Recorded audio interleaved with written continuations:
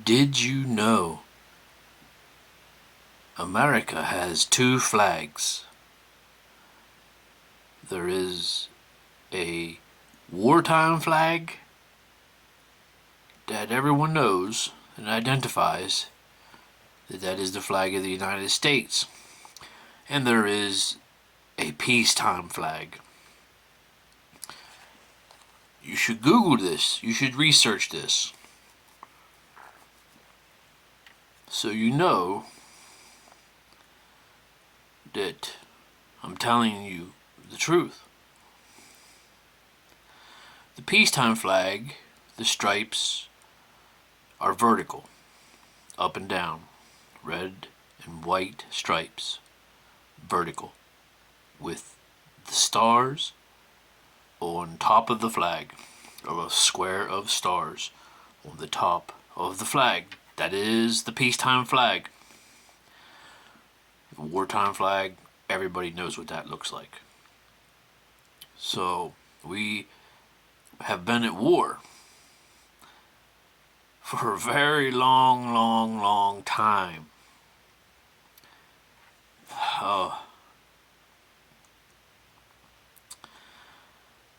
Sin, think about our nation's symbol, the eagle.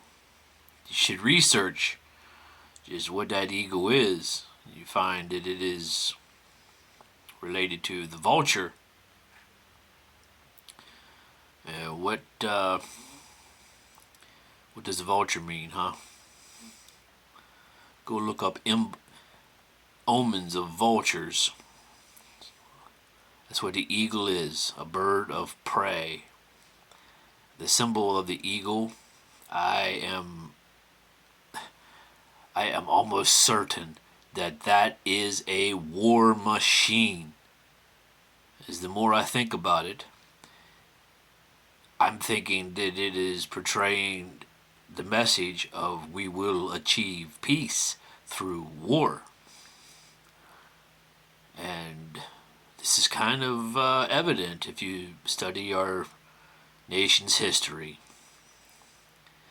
So, what happens to a nation that has done wrong, let's say, and it comes time for judgment, and the powers that govern everything, if you want to say the Lord God, judges a nation? Does he judge those corrupt individuals that made the call to, say, send our troops and invade or do what they're doing? If they have wrongly invaded or attacked or done things that they should not have been doing because there were other agendas that people didn't know about, will he hold those people accountable? I think he should. And ultimately they will in the end, but people see the American flag, so American citizens will be held responsible for the actions of their government. So that would be a really good reason why the American people should wake up. And that's an easy thing to say, wake up. Wake up, but you ever tried to wake up somebody really grumpy? They don't want to get up. They don't want to listen. And they certainly don't want to do anything you tell them. Like a grumpy old bear. And point being of Christianity. So the more I learn, I study, and I learned that Jesus, or some call him Isa or Yahshua, but this man was a messenger from God. All the teachers agree that this was a miraculous conception. He was born without a father, He was a divine child, if you will, born through a pure woman who was chosen among all other women. But did he come to be worshipped? Story tells us like the Jews, like they rejected him because what they wanted a warlike Messiah that was going to free them from oppression of the Romans, and he didn't do that. He wasn't about that. Like, in fact, the prophet after him was that prophet. Peace be upon them. I'm speaking of Muhammad. He was that prophet who he didn't want to be like a warlord. But you should really study the life of Prophet Muhammad and find out how he was mistreated, how his family and his friends were treated. And eventually, God gathered enough people together. He had an army, a small army, and by the grace of God and with divine help, they were victorious. He had to go to war because he wanted peace in the beginning, but after being attacked constantly, he was told to go to war once he gathered enough people. But Jesus, I'm going to call him Jesus because that's the way I grew up and I knew him to be named. So Jesus did not come to start another religion. In fact, you could read it yourself where he says to worship God, the Lord your God, the one and only. There is only one God. Somehow that got misconstrued to being a religion of worshiping Jesus.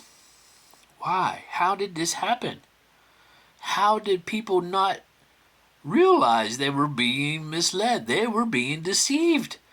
The very shepherds that were supposed to teach them and guide them led them into error. So this tells you the type of warfare we're in. People were just blindly led. Those that were awake, those that were woke, they say, were trying to warn people like this is not right. Oh my God. At those times, anyone that spoke out against the church, who had just about absolute power and authority, like, it did not go well for them.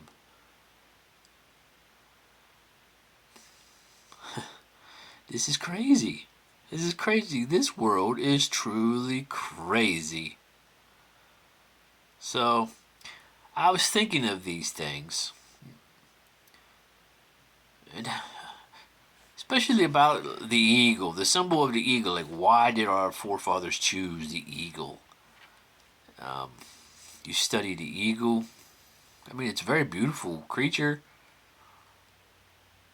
I mean, it has different meanings in different cultures, but it's a large bird, and it has been known to be like a bully, kind of, to smaller birds. And it's a bird of prey, so it's a predator. Is that what our nation is portraying itself as? Is like a predator, a bully. If you study history, you'll get your answer. So what do we do? What do we do about this when we can't even assemble and organize and have a gathering without confusion or strife and arguing? It will definitely take a miracle. So these were my thoughts I wanted to record and to share for my children, for my friends,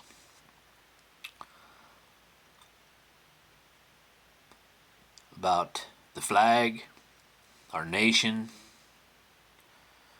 the eagle, the deception within Christianity.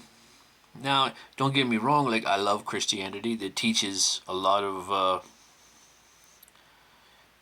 it gives people something to guide themselves by as far as like conduct, to be polite, to be kind. So these are good like road marks for yourself to try to be like Jesus.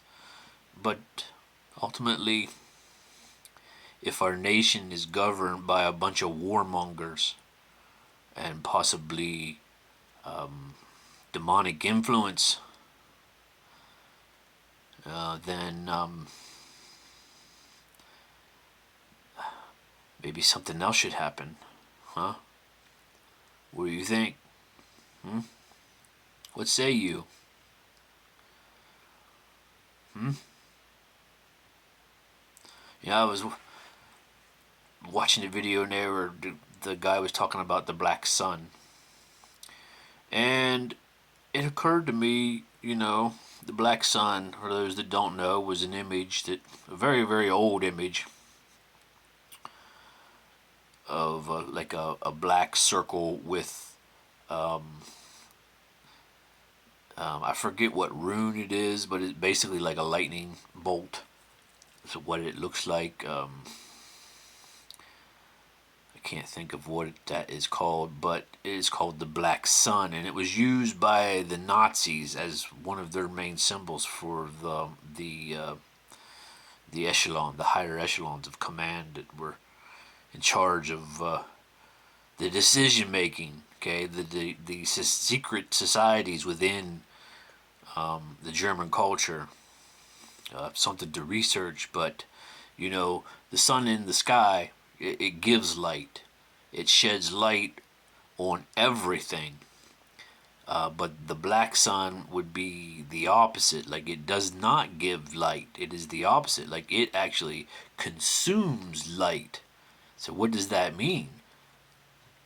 Light, sometimes you could be in a situation and you don't really know what to do, so you need what they say to shed to someone or something to shed light on the situation and to guide you. That's where you would pray for guidance.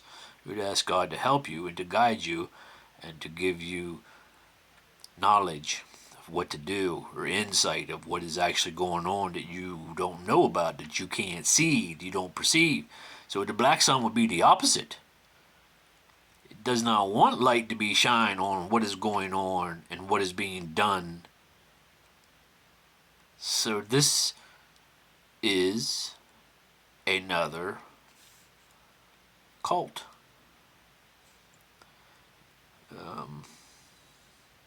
Probably a vampire cult. Huh? Of witches, vampires.